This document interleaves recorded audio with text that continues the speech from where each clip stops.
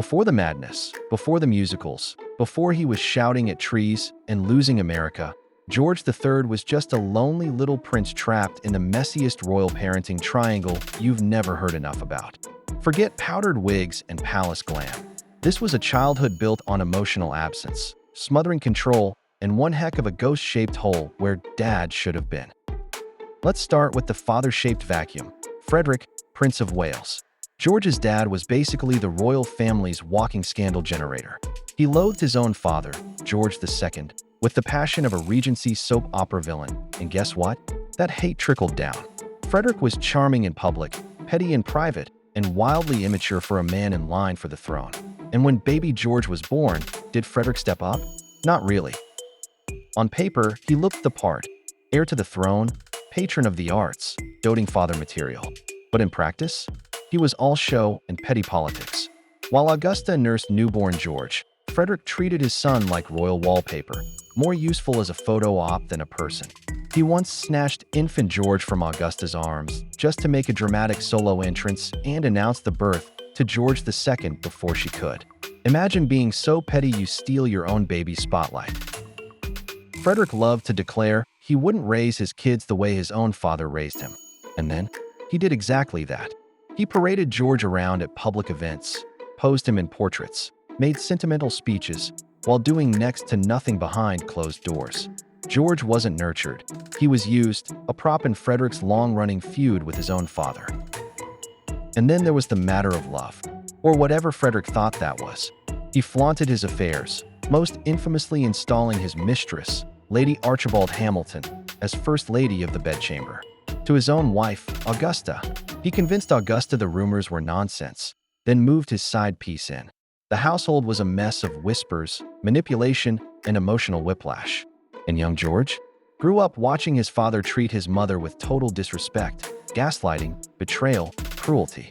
But then, just as George might have actually gotten to know his father, Frederick died. At 44. Suddenly, George was 12, the new heir to the throne, and emotionally orphaned. Enter Princess Augusta, the OG mommy Dearest, Royal Edition. She wasn't cruel, but she was suffocating. Deeply pious, hypervigilant, and terrified her son would end up like his father, she locked him into a customized control system, Kensington 1.0. Strict supervision, curated friendships, zero access to court politics unless she approved. Augusta micromanaged his tutors, his routines, his every move. She basically controlled every inch of George III's world, determined to raise a king who wouldn't turn out like her scandal-prone husband. It was royal parenting by fear-based programming. Just be better than dad.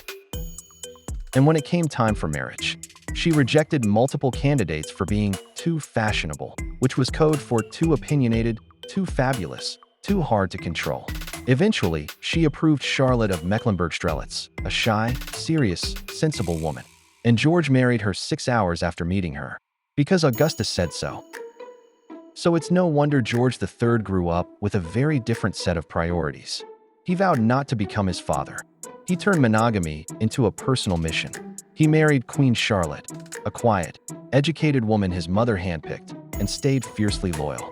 No mistresses, no court gossip, just one woman, 15 children, and a royal image scrubbed squeaky clean. His marriage wasn't just a relationship, it was a moral stance. Now, Charlotte would go on to become his anchor, his intellectual equal, and a true partner. But let's be honest, this marriage didn't start with romance. It started with Augusta picking the bride before she lost control of her son. Lucky for George, Charlotte turned out to be everything he never knew he needed, and everything his mother hoped he'd obey. Emotionally, George grew up terrified of failure and obsessed with control. Sound familiar? It's no wonder he tried to rule like a moral compass in breeches.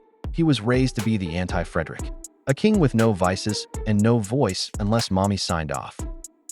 And the pressure? It cracked him.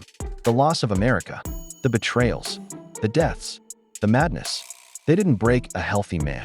They crushed someone who never got the chance to become one. So yes, George III was the mad king history loves to roast. But before the illness, there was already a storm brewing. Daddy issues that never healed, and a mother who loved so hard it hurt. This isn't just a royal tragedy. It's emotional inheritance with a crown on top. George III ruled an empire, but never ruled his own life.